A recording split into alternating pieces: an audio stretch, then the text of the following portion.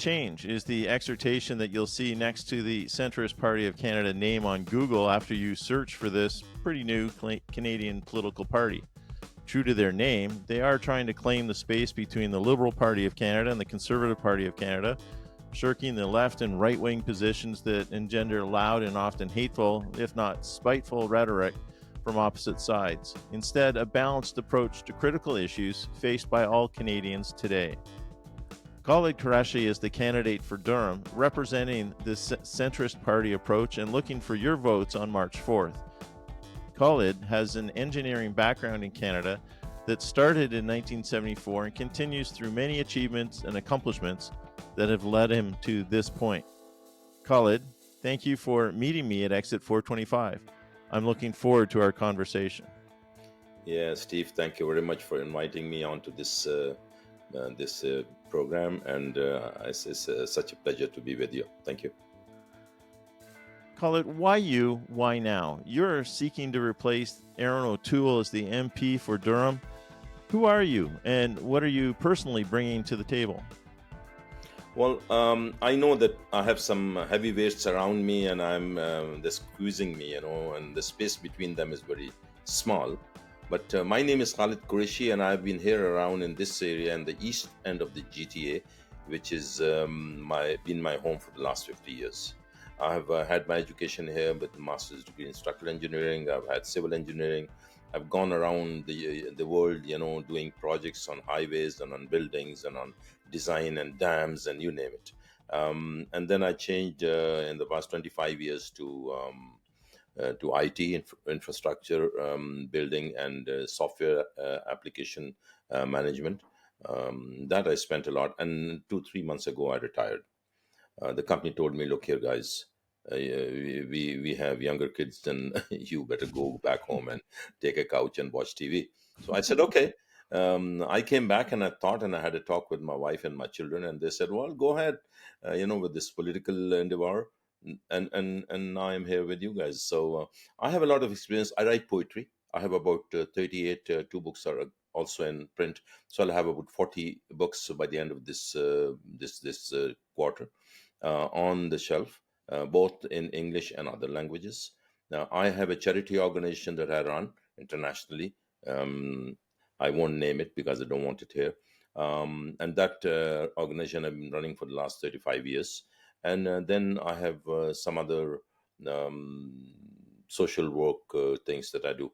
So I'm pretty busy. I keep my life on high mode, accelerated, and I enjoy it because I don't want to stay idle in verified time. So yeah, that's about me. It doesn't sound like that couch is getting much use. it's, and the sofa is as new as it was when we bought it. So yeah, and why I'm here, that question is pretty strong. I have seen Canada and all these parties that have been the heavyweights and the medium weights and the small weights around me and doing different things. There have been some very major heroes in them that I have followed, and some others who have not been as much practical and productive for the nation, for us. Canada, I've seen internationally as having a very good repute, very good name, going down slowly and steadily into a position where now we are not as good as we used to be. So I think we need help. And we need help from people who understand this a little differently. I am the one. That's why I'm here. The Centrist Party of Canada is new to many of us. Why centrist versus conservative, liberal, NDP, Green, People's Party, or the others? Is there a danger in electing an MP that does not represent the governing party? And then, like, again, further to the first part of that, why not run as a conservative People's Party of Canada or United Party candidate? Yeah, this is something that I really need to say out openly and boldly and rudely. I have seen many of my friends and people in the political, arena that I have been working with, and I have been helping and supporting and going rallying on the roads and door to doors and all those. And these people, when they get elected and they go out as my representative, for example, into the assembly hall and stand in the midst of all those representatives from all over the country, they are not allowed to say a single word which is against the policy of the party. And this is something that restricts them. I've seen some people being dismissed from the party only recently, and others who have been stayed on with their mouths shut for longer times. Both of this does not help us. Me, as a citizen of Durham or of GTA and a citizen of Canada, I do not want a representative who goes there and stands there and smiles at people and has a good relation with people. I want somebody who goes there and stands up and says what I have to say. So he or she should be my voice, strong, loud, and resonant. And that's what we want. And that's why the Centrist Party of Canada, we formed 3, 4 years ago. And then we got it registered. And now we have members all across Canada from end to end, from coast to coast. And we are progressing not very fast, but steadily. And we are here to, we mean business. We are here to make sure that Canada will be as we want it to be. So as you were speaking, I was thinking, and possibly from your business and engineering experience, you would have encountered this, where an employer or a company hires talented people, but then doesn't use them for their talents that they hired them for, and doesn't allow them to speak up and share their ideas about how things should be done. That's kind of akin to what you're saying.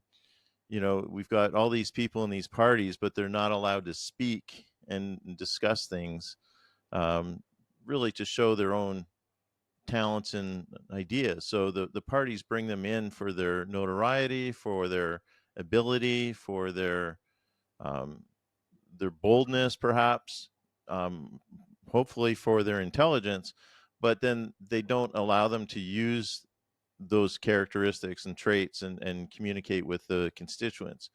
Whereas the centrist party, you're telling me you're encouraging that, and you want people to speak up and speak on behalf of their constituents. Is that correct?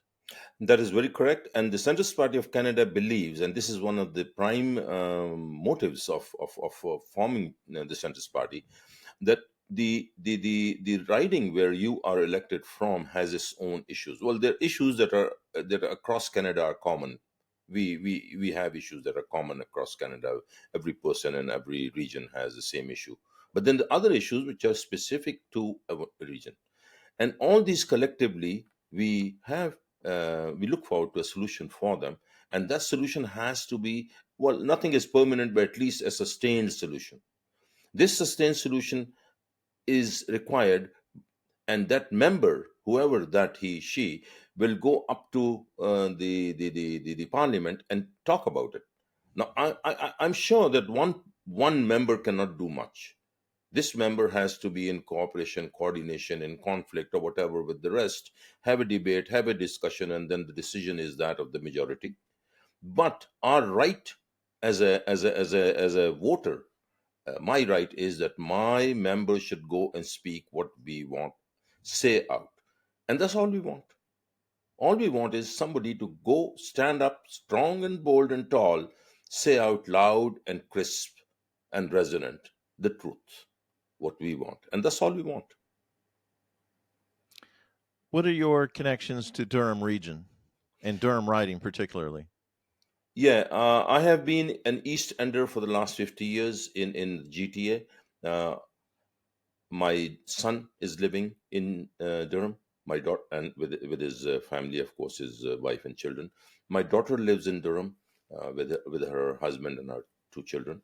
And I have property in Oshawa, which is rented. I haven't been in, but I go and visit that very often, and the people on that road are my best friends. I go around and talk to them and have. So I have relations. I have not that I'm unaware of Durham. I have been uh, around into that area because of business reasons and others. And so I'm very well acquainted with the area and very well acquainted with the problems that we have. Describe some of the unique Durham issues. You referenced these, when you talked about how Canadians have common issues across every riding, uh, but every riding really has its own unique issues. So, what are some of those unique Durham issues that you intend to work to resolve if you're elected? If I'm a Canadian or a resident of Durham, in both the cases, I have a major issue, and that is affordability. Affordability is something that is across the board and also in Durham. It is an issue where we cannot afford to have our groceries at will. Our salaries are not enough to support us through the month. We have people who are unemployed.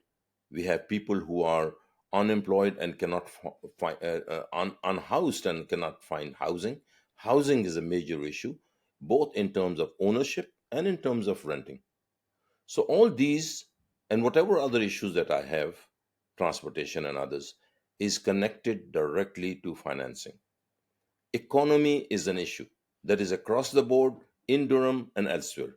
Economy, transparent fiscal economy, and productive economy. We need to know when we give out taxes and when you take natural resources and sell them out and then get money, and then you take that money along with the taxes and make a budget, we need to know where that money is being spent. And that is important.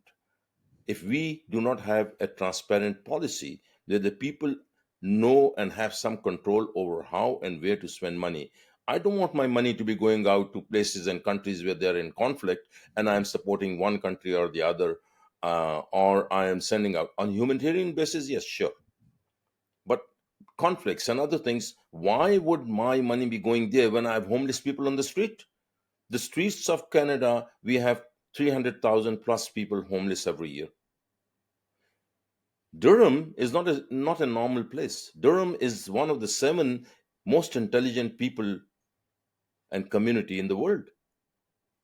And this is not something small. So we cannot simply go and say, okay, we will spend the money for Durham, because the people of Durham don't know how to spend their own money, or don't know how to advise us how to spend money.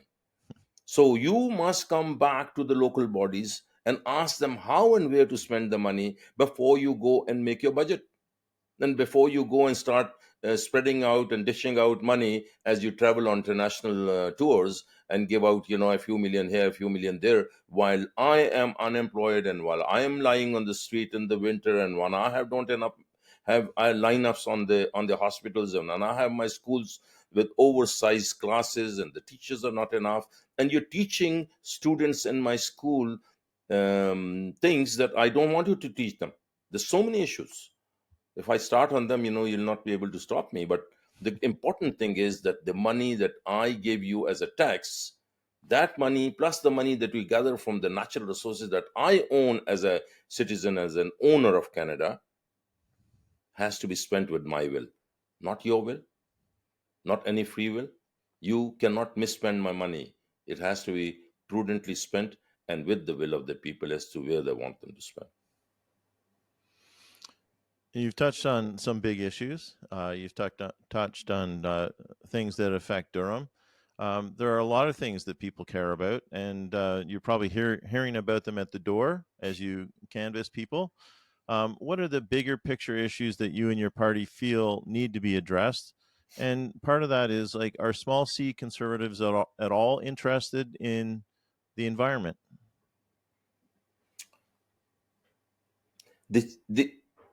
To me, if I look at the Centrist Party's point of view, we have something which we are very, very worried about.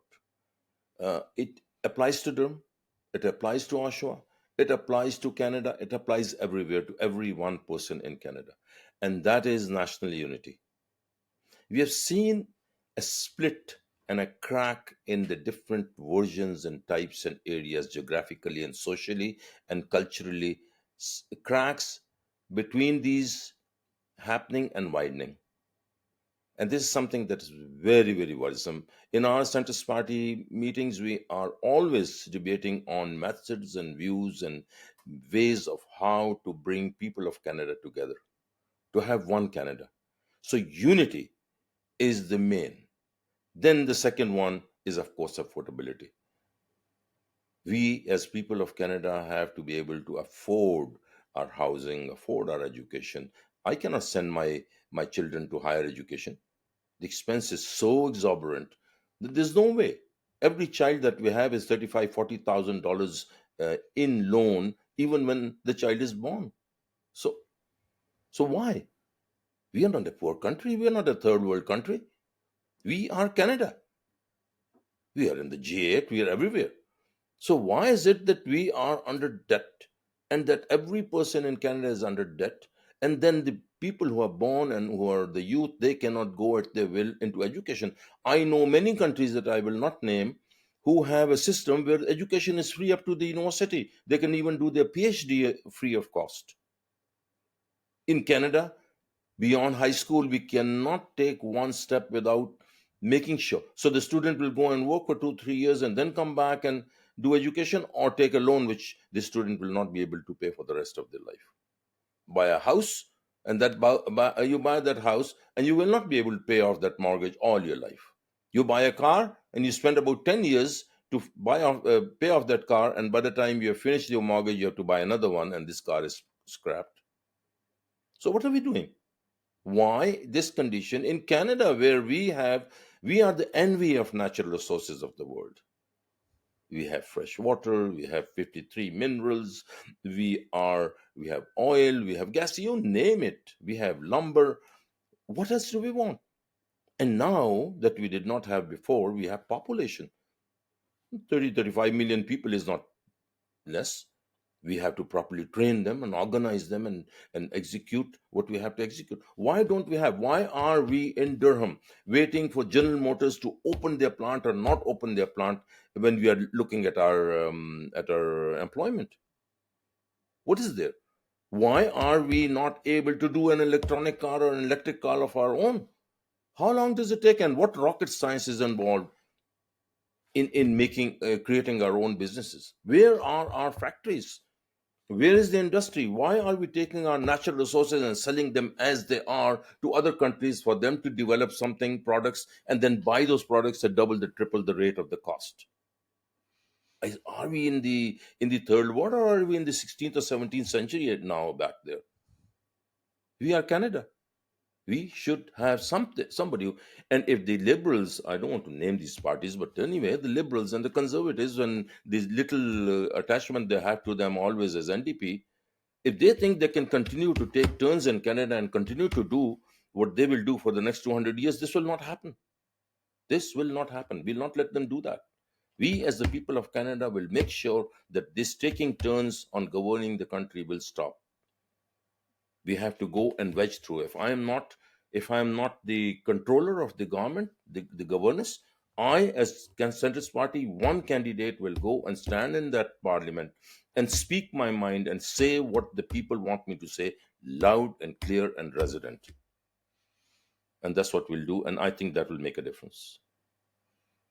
So that leads my next question about the small party presence in Parliament. It doesn't sound like that's going to hold you back at all. So, what impact can a small party presence have in Parliament, dealing with the House of Commons and the Senate? And what impact are you aiming for with this by-election? If I am a voter in Durham and I'm voting in a by election for Mr. Khalid Qureshi, and if I'm thinking this man will walk into the parliament and change the whole world, that is not happening. That's something that is not.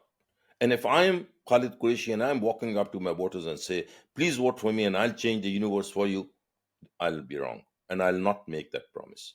The promise that I can make to my voters and to my community would be that I will take your message. I'll sit with you, understand what you want, point to point, walk into the parliament, stand up and speak your mind. No ties attached, no strings attached. The Centrist Party of Canada allows me to speak what the voters want. We have no limitations. We have no conditions attached, and we have no limitations. And we don't. We have some basic principles that we follow, but those are not something that interfere with the mind and what the requirement of the voter, of the citizen of Canada. It's all in their interest. So for me to go into parliament to make a difference, the only difference that we can make and that we can promise that we will do to our best is take their message, stand there and speak loud and clear, resonant. And you know what? If there's 300 plus people sitting there saying their things and saying their things under conditions, under the limitations, when we go and one man stands and says the truth loud and clear, it makes a difference. It will make a difference, and that is something that we will promise. And that's good information. Thank you.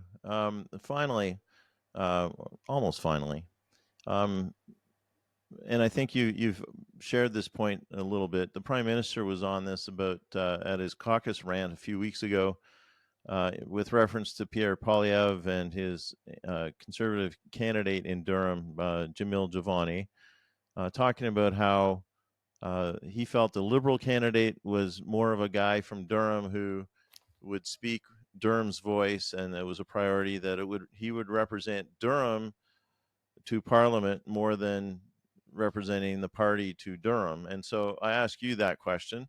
I'm proud to say that I had this question developed before Mr. Trudeau went on that rant, just as a point, and I've shared that with each of the candidates I've asked. But is it more important that a member or candidate be true to their party or true to their riding? And in doing so, what can a candidate or member do or say that would reflect this priority? See, when a member is elected, the Centrist Party of Canada has a basic principle that the riding and the voters have the first right to that member, not the party. And this is very important. The member sits with his or her own community in that riding, discuss with them as to what they want, what their problems are, understand the whole thing, clearly form a document where he and she or the people, they're all on the same page, they make an understanding, they make a committee or whatever on it, and then this member of parliament walks into parliament and presents their case. The member of parliament is an advocate, a pleader of their case into the parliament. He or she would stand there and speak. And as I said, if I am there, I speak loud and clear and resonant. No strings attached. The party does not stop me back. Now, as to the liberals and to the conservatives and to the NDPs and to the others, if they come out on the stage and they say that they will go and do what I am saying I will do, sorry to say, they will not be able to. Because we have seen in the past, not only 5 years, 10 years, over a history of 100 years or more, we have seen members from the caucus, from the parliament being kicked out of the party just because they did not follow the party policy. Party policy. Mm-hmm. So I have nothing much to say there. But as far as we are concerned, we'll say what the voters want, what the riding want us to do, not what the party says. But the good thing is that the Centrist Party of Canada has this in their system that they will not put any restrictions on the elected members to say what the members want them to say. Any final thoughts as we begin to wrap up? Yes, Steve, thank you very much for giving me all this time and spending the time with me to talk and asking those questions. It really brushed my brain too. It is really an honor to be on this episode, to be talking to the people of Canada, to the people of Durham. My own message to the people is, people, elect somebody different. You have been electing, say, for example, the Conservatives for 20 years to represent you, and they have been representing you. The way they have representing you, you know more. If there are problems that we are talking about, if there are issues that we are talking about, then there's somebody somewhere has mismanaged the process, the system, so that the issues have been created. So if we are going to ask the same people to solve these issues, then I think we are making a mistake. please take a risk, make a change, vote. Vote for somebody who's different, who's new. Maybe you can say that they don't have enough experience, the new people. But the old people have experience and have been doing with all that experience what they have been doing, and the results are showing clear and loud. We are here. We are here to give you another chance. We have promises, and we will stick to our promises. We'll do what we are saying we will do. But we need your vote. Please vote for me. Thank you. Khalid, thank you for meeting me at Exit 425 today. How can people get in touch with you? Maybe where could they come and meet you and see you?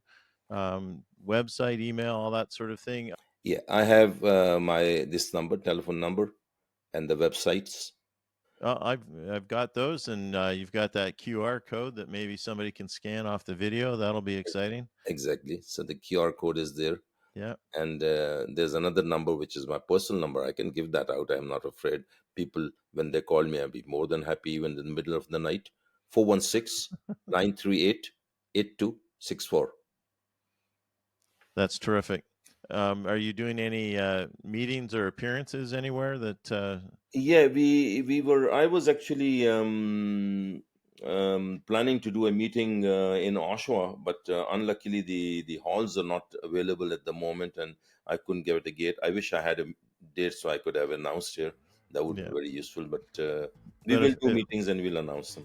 if people watch the website, they'll be able to see that information, right? So Yeah. awesome.